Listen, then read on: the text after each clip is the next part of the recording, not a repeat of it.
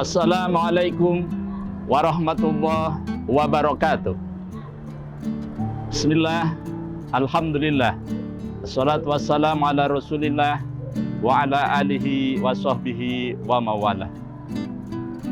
Sahabat Al-Mujahidin TV dimanapun berada, perkenankanlah nama saya Muhammad Nasroh Nasir RA, pengasuh Pondok Tahfiz Madinatul Quran Banjarmasin, Kalimantan Selatan.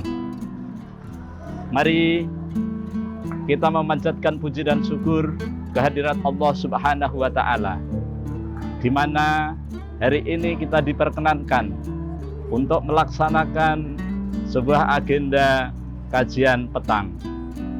Tema kita pada sore hari ini adalah akibat buruk yang menimpa kepada orang yang tidak mengenal Rasulullah Shallallahu Alaihi Wasallam. Ketika kita membaca ayat-ayat suci Al-Quran, maka kita akan menemukan sebuah ayat di mana Allah Subhanahu wa Ta'ala berfirman, "Huwallazi ba'atsa fil ummiyina rasulam minhum yatlu 'alaihim ayatihi wa yuzakkihim wa yu'allimuhumul kitaba wal hikmah wa in kanu min qablu lafi dhalalim mubin." Dialah Allah Subhanahu wa Ta'ala yang menjadikan Rasulullah Shallallahu Alaihi Wasallam sebagai seorang utusan dari kalangan mereka sendiri, dari orang-orang yang tidak pandai membaca Al-Quran dan tidak bisa menulis. Allah mengangkat kepada mereka dari kalangan mereka sendiri sebagai seorang Rasul. Tugas Rasulullah Shallallahu Alaihi Wasallam adalah membacakan ayat-ayatnya, kemudian mensucikan jiwanya, kemudian mengajarkan mereka dengan Al-Quran dan Al-Hikmah. Wa in kanu min qablu lafi dhalalim mubin. Walaupun pada saat itu keadaan bangsa Arab ketika itu dalam keadaan sesat yang senyata-nyatanya. Ketika kita lihat bahwa Rasulullah SAW mengajarkan kepada bangsa manusia untuk membaca ayat-ayat Allah. Misalnya kita diberikan surah Al-Fatihah, kemudian Rasulullah SAW membacakannya, maka dengan surah Al-Fatihah itu menjadi sarana yang paling utama, yaitu menjadikan syifa bagi semua penyakit. Itu dipermisalkan demikian. Tetapi ketika Rasulullah SAW pertama kali diutus untuk membacakan ayat-ayatnya ketika itu di Mekah, maka Rasulullah SAW senantiasa dengan rajin, dengan tekun, dengan penuh semangat, dengan penuh kasih sayang kepada kaumnya pada saat itu. Nah, oleh karena itu, ketika kita itu bisa melihat betapa luar biasanya tugas Rasulullah SAW, maka kita bisa memahami betapa mulianya. Kemudian kondisi bangsa Arab ketika itu dalam keadaan jahiliyah, yaitu menjadikan Allah bukan sebagai satu-satunya zat yang disembah, tetapi banyak berhala-berhala di sekitar Baitullah, tidak kurang 360 berhala yang ketika itu dijadikan Tuhan yang mereka sembah. Ini menunjukkan betapa bobroknya moral bangsa itu. Tapi ketika Rasulullah diutus oleh Allah Subhanahu wa Ta'ala untuk menyampaikan dan mensucikan jiwa mereka, agar jiwa mereka tidak terkontaminasi dengan nilai-nilai kesirikan, dengan nilai-nilai persekutuan. Karena ini bagian dari dosa besar yang tidak bisa diampuni oleh Allah SWT manakala kita tidak bertobat sebelum kita meninggal dunia. Allah Subhanahu wa Ta'ala menjelaskan kepada kita di dalam surah An-Nisa ayat 36. Allah SWT menjelaskan bahwa aku Allah tidak akan mengampuni dosa syirik, tapi aku mengampuni dosa selainnya. Maksudnya apa? Maksudnya adalah Allah tidak mengampuni dosa syirik ketika mereka sudah meninggal dunia. Sebelum meninggal dia belum bertobat. Tapi dosa-dosa lain itu bisa diampuni oleh Allah walaupun belum sempat bertobat waktu di dunia. Nah, oleh karena itu, ketika Rasulullah SAW bertugas untuk mensucikan jiwa mereka, maka Rasulullah SAW melaksanakan semuanya dengan baik. Kemudian yang ketiga, Rasulullah SAW mengajarkan kepada mereka Alkitab, yaitu Al-Quran. Tidak hanya membacakan, tidak hanya menjelaskan, tetapi Rasulullah SAW juga menerangkan bagaimana manfaat daripada ayat ini, bagaimana fungsi daripada ayat ini, bagaimana cara mengamalkan ayat ini. Ini semuanya dijelaskan oleh Rasulullah SAW. Dengan cara apa? Bil hikmah, yaitu dengan cara hikmah. Apa yang disuruh oleh Allah Subhanahu wa Ta'ala di dalam Al-Quran, semuanya global, ya. Misalnya perintah sholat, ya. Nah, tentang bagaimana tata sholat, tata cara sholat, ini di dalam Al-Quran tidak ada, ya. Tetapi Rasulullah SAW dengan hikmahnya, dengan sunnahnya, beliau menjelaskan bagaimana tata cara sholat dengan baik dan benar.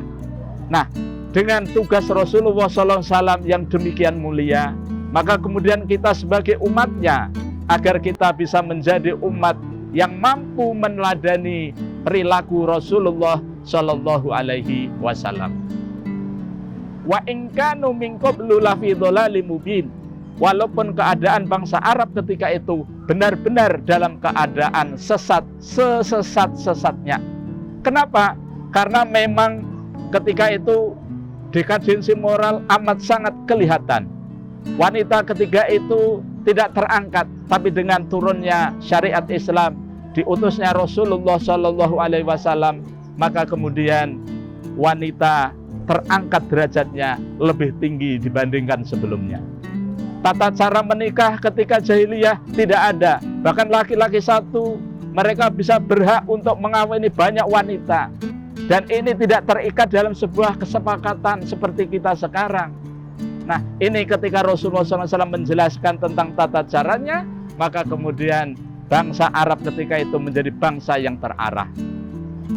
Sahabat Al-Mujahidin TV yang dirahmati Allah Subhanahu wa Ta'ala, dari beberapa tugas Rasulullah SAW selain membacakan ayat-ayatnya, mensucikan jiwa mereka, kemudian mengajarkan Alkitab dan Al-Hikmah, maka saya akan menyampaikan beberapa tugas beliau selain yang tersebut. Yang pertama, Rasulullah Shallallahu Alaihi Wasallam ditugaskan untuk menegakkan kalimat tauhid, yaitu kalimat la ilaha illallah. Di mana kalimat la ilaha illallah itu apabila kita jadikan sebagai zikir, yaitu zikrullah, maka Allah akan menjamin pelakunya kepada surganya. Di mana Rasulullah SAW bersabda, man akhira kalimah la ilaha illallah dakhalal jannah. Kemudian yang kedua, tugas Rasulullah SAW adalah mengajak manusia agar menyembah kepada Allah Subhanahu wa Ta'ala sebagai satu-satunya Tuhan yang berhak disembah dengan baik dan benar.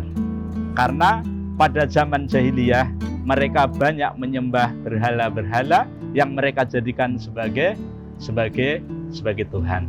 Kemudian yang ketiga, tugas Rasulullah SAW adalah menyampaikan rahmat kepada umat manusia. Di mana Allah Subhanahu wa Ta'ala menjelaskan di dalam surah Al-Anbiya ayat 107, wa ma arsalnaka illa rahmatan lil alamin. Dan tidaklah aku utus kamu Muhammad sebagai pemberi rahmat kepada seluruh alam. Jadi kehadiran Rasulullah tidak hanya menjadi rahmat bagi umat Islam saja, tidak hanya menjadi rahmat bagi orang yang beriman saja, tetapi Rasulullah SAW menjadi rahmat bagi seluruh alam.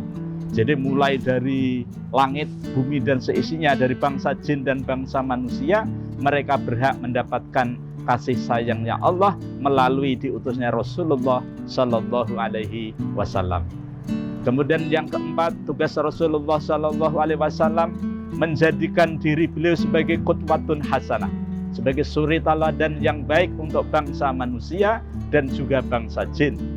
Dengan mengikuti apa yang disampaikan oleh Rasulullah, apa yang dicontohkan oleh Rasulullah Sallallahu Alaihi Wasallam, maka kita termasuk umat yang menghidupkan sunnah beliau.